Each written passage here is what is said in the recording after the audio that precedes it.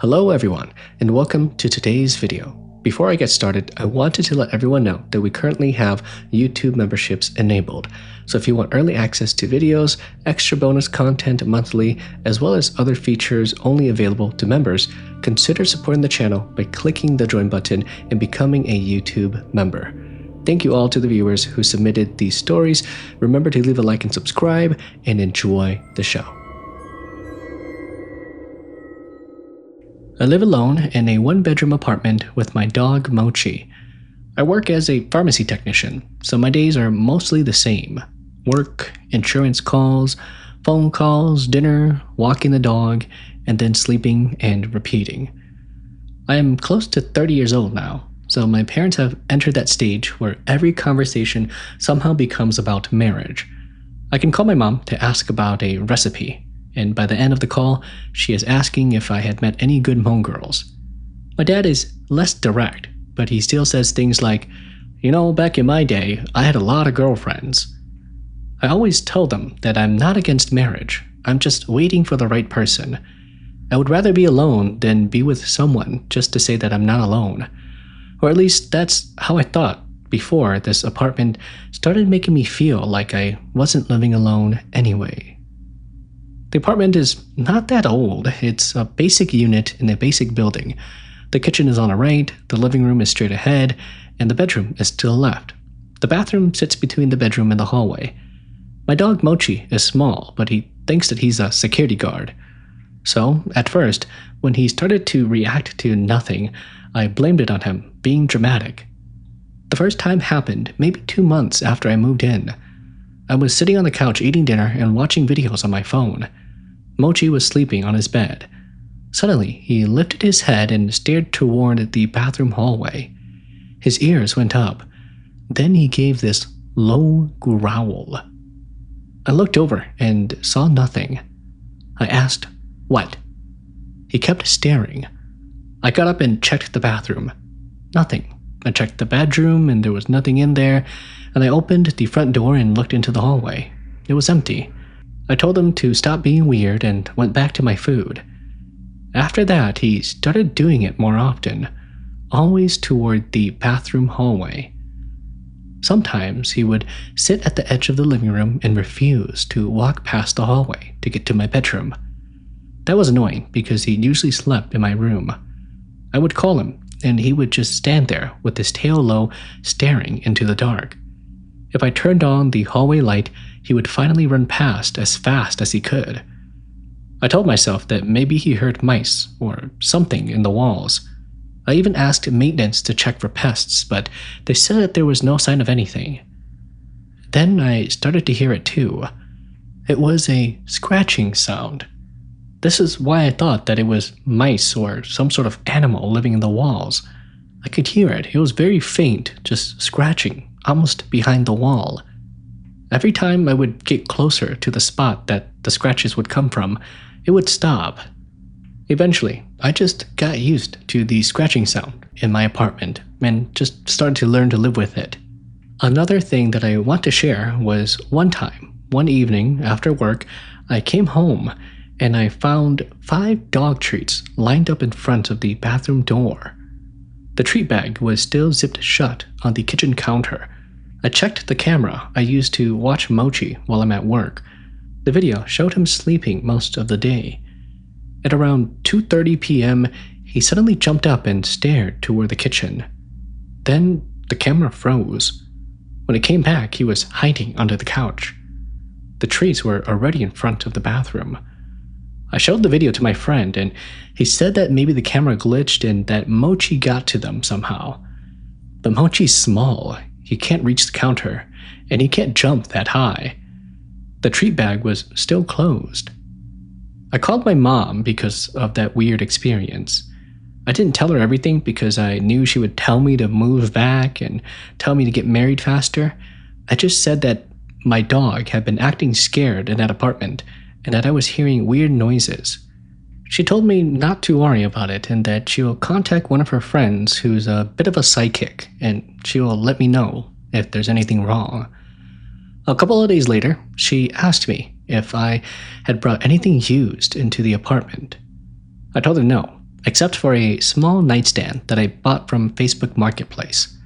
She told me to get rid of it, and I asked her why, and she just said to get rid of it. I laughed and I said that not everything that is used is haunted. She said that she knows, but sometimes people sell things because they don't want them in the house anymore. That kind of stayed in my head. The nightstand was located in my bedroom. It was this cheap, dark brown nightstand with one drawer. I bought it from a woman in a parking lot. She said that she was moving and wanted it gone. I didn't think anything of it. I checked the drawer that night. It was filled with some of my junk in there. I looked underneath it and even flipped the nightstand over. Nothing looked strange, so I put it back. Honestly, I don't think that it's the nightstand that is causing all these issues. The reason why I say this is because I bought the nightstand after all these weird things started to happen already. But I just wanted to include it because my mom told me after she talked to her psychic friend. What I'm about to share with you next, though, it's definitely something that freaks me out. I remember there was this one time. I don't remember if I was dreaming or if I was asleep, but I swore that I was awake. I remember waking up at 3 a.m. in the middle of the night. I don't know why, but I just could not go back to sleep. So I decided to pick up my phone and scroll on Facebook. As I reached over to grab my phone, I noticed that my dog Mochi was already awake, and he was staring into the corner of our bedroom. I patted Mochi and brushed his hair and asked him what he was looking at. And then I turned and looked into the corner that he was looking at. Standing in the corner was a dark figure. It was the figure of a woman with long black hair covering her face. At first I didn't realize what it was. I was still a little drowsy, but as I started to focus, I realized that it was a person. This is when I turned on the lamp on my nightstand and the thing disappeared. Mochi started to bark at that corner and I could tell she was scared. After I calmed her down, I was confused at what I saw. I thought that maybe my eyes were just playing tricks on me and that it was very dark and maybe things were just casting weird shadows in our room. After that, we slept with the lamp on and I decided to buy a nightlight. Eventually, I started to have these weird dreams. It was always these dreams of me with this woman, and she was beautiful in the dream. In the dream, she was my partner, and we would be going to all these beautiful places. It really felt like I was in love with a person in those dreams. Whenever I would wake up, I would still remember the feeling that I had in the dreams, and I would always feel like I was missing somebody. Eventually, I got really sick, and one day, when my mom and dad came over to check up on me, they noticed how pale I was looking. I was still going to work during this time.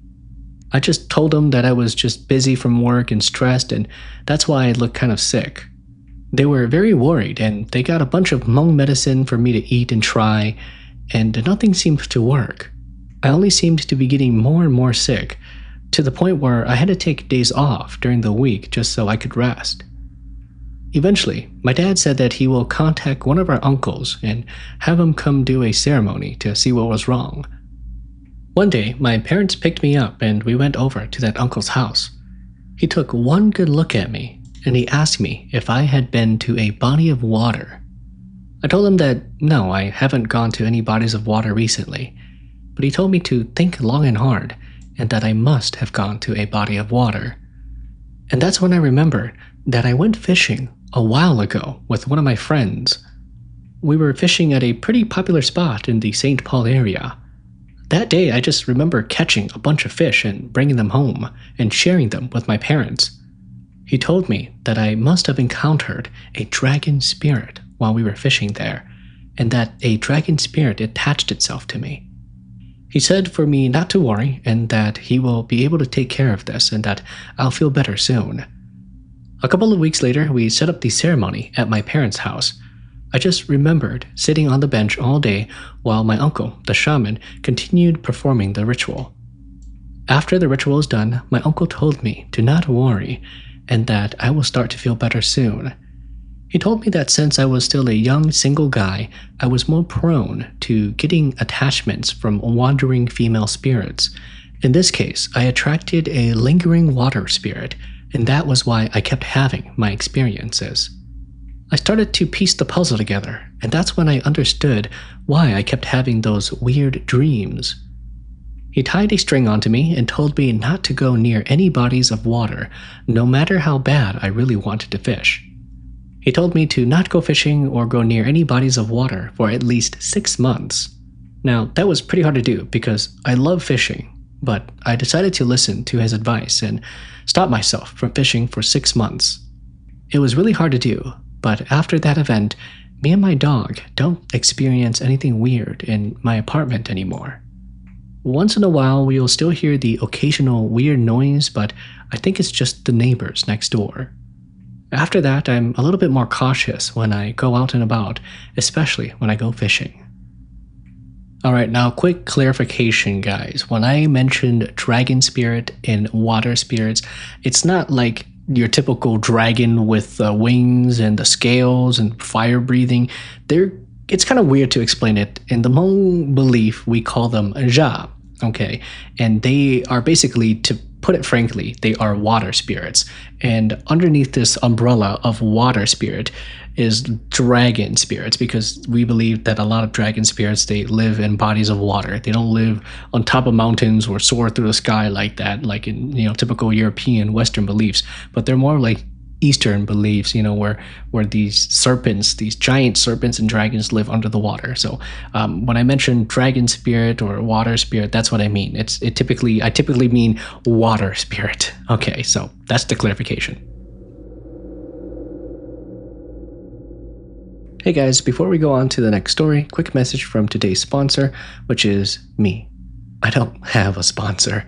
We are currently generating over 100,000 views per month, each video averaging between 5,000 to 10,000 views, which will only grow larger as this channel nears 10,000 subscribers. So if you're interested or know anyone interested in partnering up with this channel, shoot me a message at my email in the description below. I'm sure we can work something out. Thank you all for supporting the channel. This will definitely help support my crippling addiction to my adult beverages. And without further ado, on to the next story. I moved into my apartment with 2 roommates in 2024. The building is newer, so I know people will ask how it is haunted. But honestly, it's the same thing that we asked ourselves. It's not an old building. It doesn't have the peeling paint or creepy wallpaper or anything like that. It's one of those newer apartment buildings in Minnesota with the gray floors, the white cabinets, and the key fob entrances.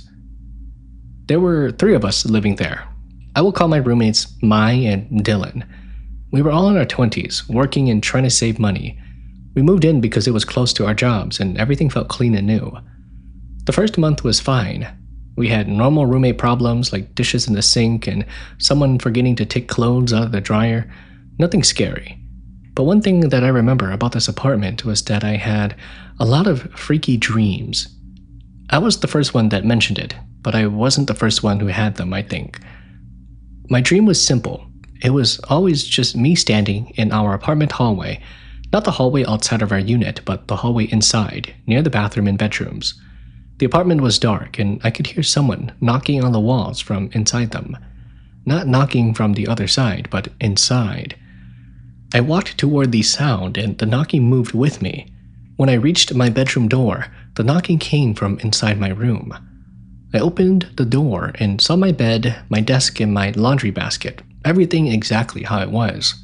But standing in the corner was someone with their back turned to me. I couldn't tell if it was a man or a woman.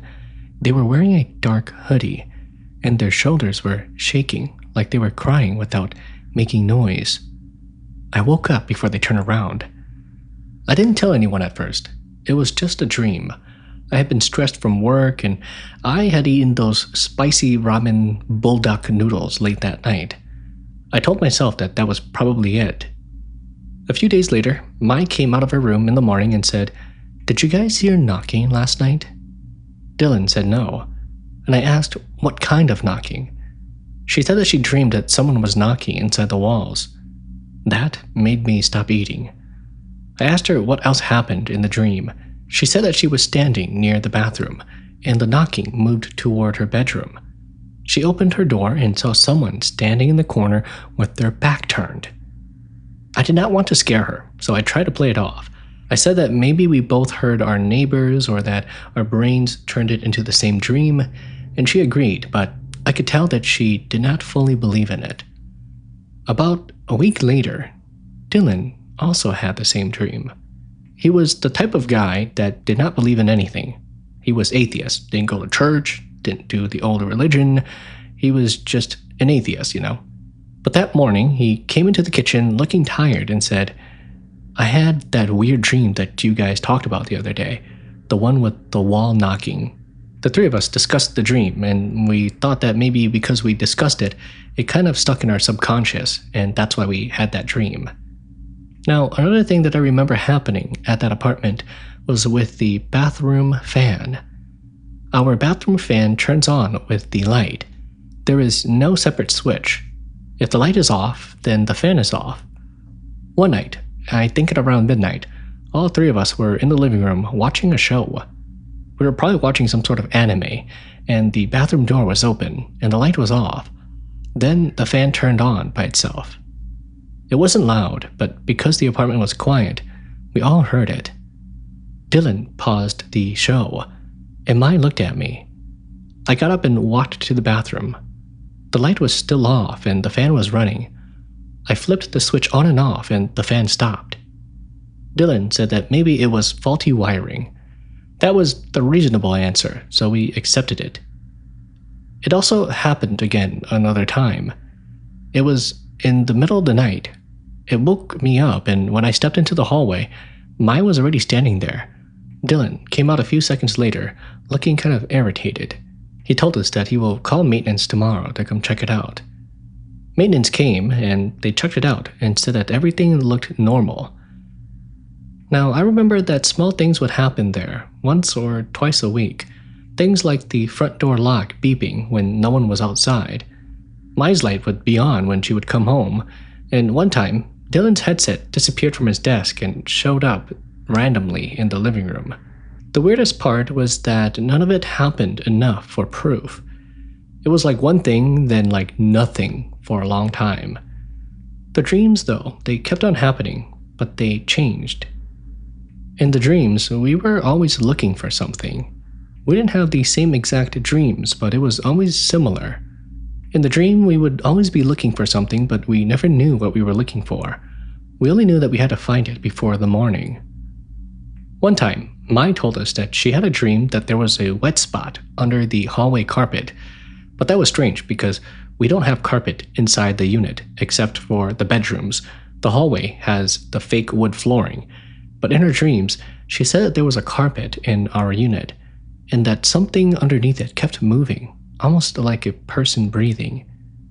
A couple of days later, she also noticed that the hallway floor near the bathroom felt soft when she stepped on it. At first, we didn't think much of it, but then we all started to step on it and noticed that it was indeed softer. We decided to call maintenance again. They checked under the sink, the toilet, and showers, and nothing was leaking. They said that the floor was fine, but after they left, Dylan pressed his foot on the same spot and said, "You know what, this does feel a little weird." That night, none of us really wanted to sleep alone. We decided to sit in the living room until almost 3 a.m., talking and trying to make jokes. But around 2 a.m., we heard a knock from inside the wall, behind the TV. It was one knock, then another. Dylan muted the TV. All of us sat there and listened. The knocking moved along the wall slowly, from the living room toward the hallway. It sounded exactly like the dreams. It didn't sound like pipes or neighbors. It had a rhythm, like, if you run your knuckles tapping the drywall from the other side. Mai started to get really scared, and Dylan got up and banged on the wall hard with his fist. He said, "Hey, who are you?" Then the knocking stopped. For maybe 10 seconds, there was nothing.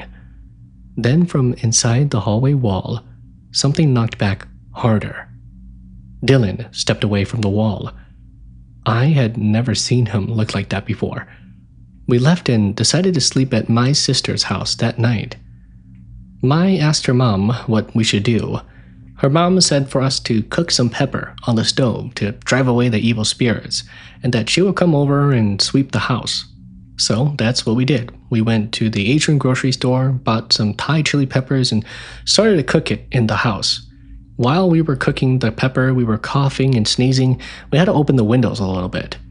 Then later that day, Mai's mom came over to sweep the house with a peach branch. Now, for those of you who don't really know what this process is about, basically, an elder will bring a peach branch because it is believed that the peach branch has, mystical powers to drive away evil spirits, and they will come into a house or a place and they will sweep the house almost like you're kind of sweeping the floor a little bit, and wave it around and waft it around to get rid of any evil spirits or any spirits that live in that place. At the same time, they will say some words just to kick the spirits out and tell them that they don't belong there and that they need to leave. Things like that. Anyways, after Mai's mom did that, everything was pretty normal for a while. I don't remember any weird thing happening or any weird dreams. But eventually, weird things would happen again. One afternoon, I was home alone and I took a nap on the couch. I dreamt that I was standing in front of our apartment door, but that it was not our door. It had scratches around the lock and old police tape across it. In the dream, someone whispered behind me, "This is not where it started." I woke up because someone was knocking. It came from the front door. I sat up and looked through the peephole. Nobody was there. Then my phone buzzed. It was a notification from the building app saying that there had been motion detected at our door. But when I opened the camera, the recording showed only an empty hallway. After that, I started wondering if the apartment itself was the issue. Maybe something happened on that land before the building was built there. Or maybe something happened to the person that was living there before they moved out. But that was the last thing that I remember happening before we moved out of the apartment. Now it's just me and Dylan living in an apartment by ourselves. Mai moved in with her sister. Our apartment now is not as fancy or as brand new as the old one that we lived in.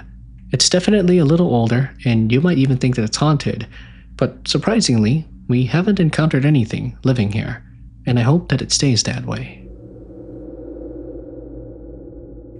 I want to share this story because my family has lived at the same apartment in Minnesota for almost 10 years now, and even now, I still do not know what to call what happens here. I'm not saying every little thing is a ghost. I am a mother, and I try to be practical. When something breaks, we call maintenance. When I hear a noise, I check if it's the neighbors.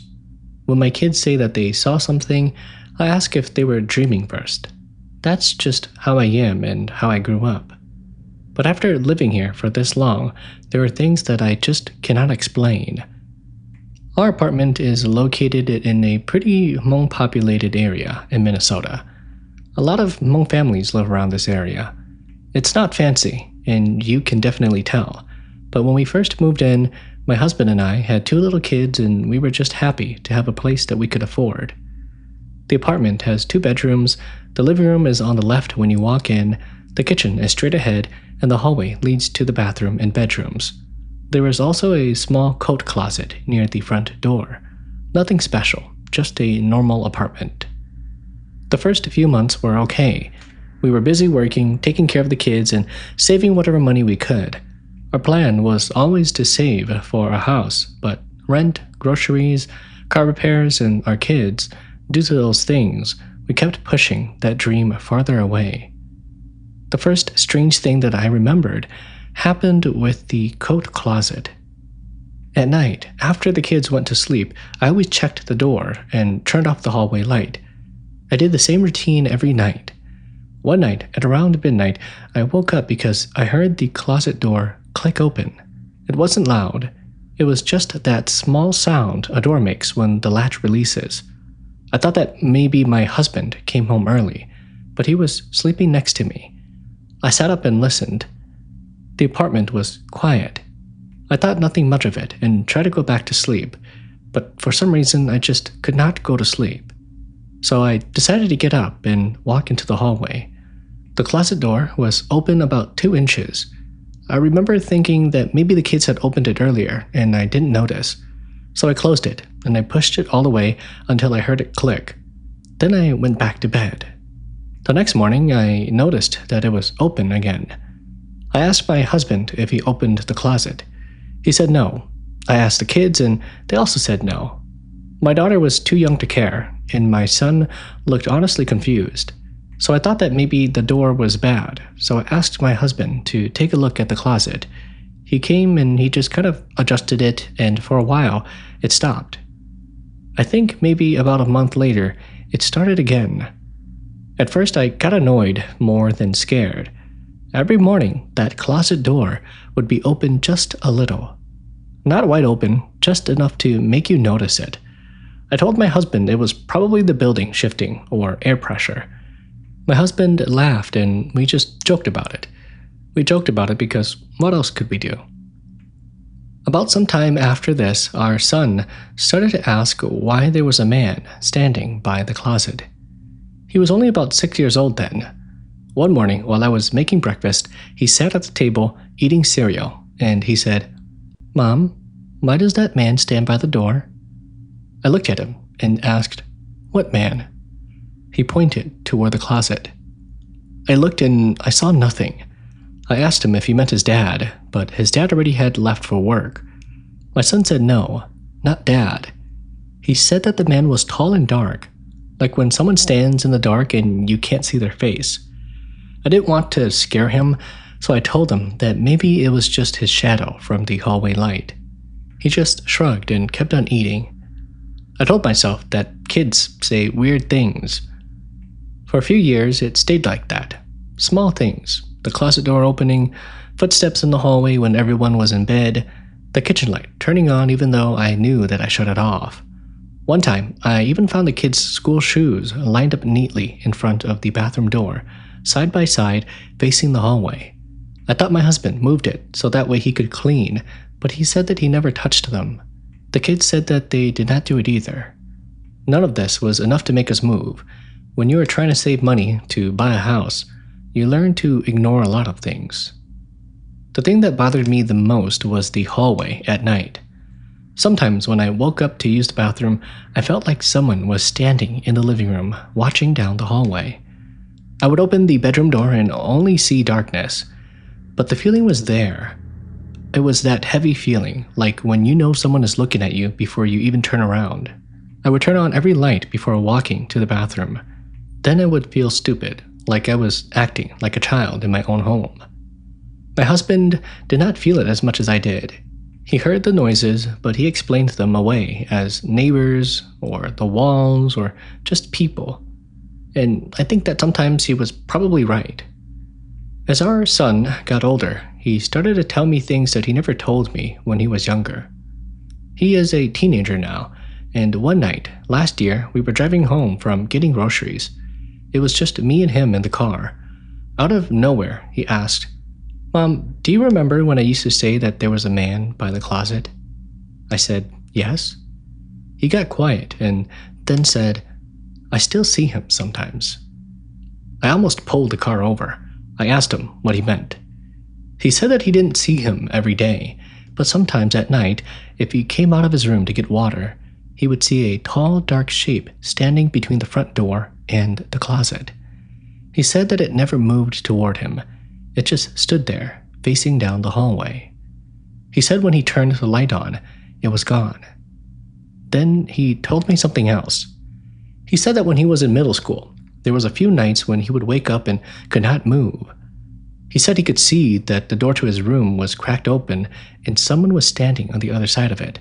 Not inside of his room, but outside the hallway. He said that he tried to call for me, but his mouth would not open. He could hear breathing, slow and heavy, like someone trying to not make noise. I asked why he never told me.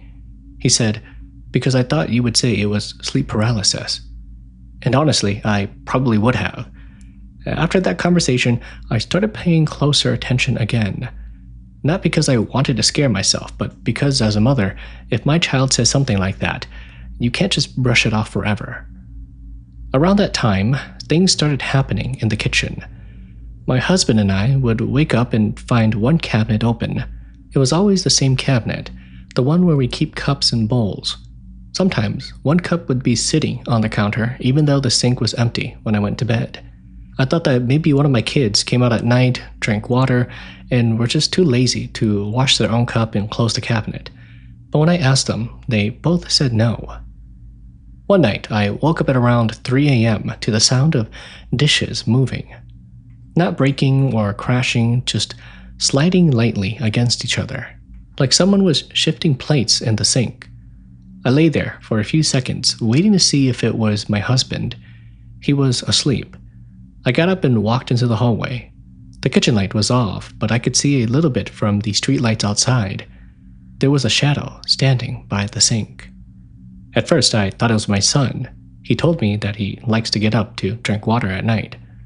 I said his name softly. The shadow didn't move. I reached for the hallway light and turned it on. The kitchen was empty, but the cabinet was open, and the glass was sitting upside down on the counter. I did not sleep after that. The next morning, I told my husband. He looked a little worried. He checked the front door, the balcony door, windows and everything. Nothing was unlocked. We even asked the property manager if maintenance had entered our unit by mistake, but they said no. After that, my husband decided to put a small camera in the living room facing the kitchen. For a couple of weeks, nothing happened. Then, one night, the camera caught something small, but it still bothers me. At around 2:18 a.m., the living room camera showed the kitchen in the background. The room was dark and you could see the outline of the counter. A shadow moved across the kitchen wall. It looked like a person walking past the sink. But the weird part was that it moved too smoothly. There were no footsteps and no one walked back. The video only lasted a few seconds because the camera only records when it senses motion. When we checked the apartment, nothing was there. My husband deleted the camera app 2 days later. He said that it was making us paranoid. I think he was scared and did not want to admit it. Okay, wow, how convenient. You decide to delete the footage. We can't see it. Anyways. The most recent thing happened to my daughter. She is older now, but they still sleep with a small nightlight on. One morning, she came out looking tired and said that she heard someone whispering in their room. I asked what it said and what the whispering was saying.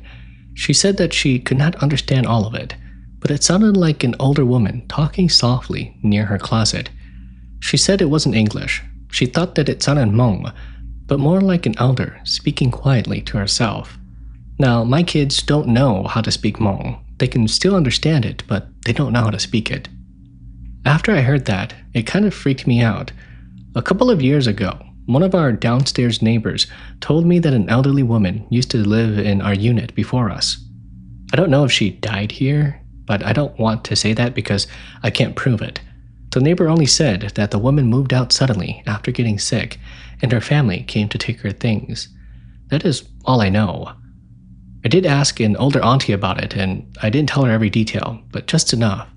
She told me that sometimes apartments hold on to people and their spirits because many families pass through one place. She said that if we ever felt too uncomfortable, that we should pray and keep the place clean and not talk too much about it inside the home. She told me not to challenge anything or say rude things out loud. So that is what we do. We still live here, we still save money, and we still say that maybe next year we can buy a house.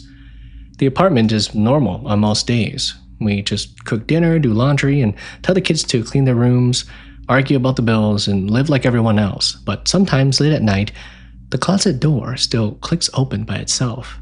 And when it does, none of us say anything anymore. We just close it in the morning. I wanted to share this story, and I'm not trying to make it sound bigger than it already is.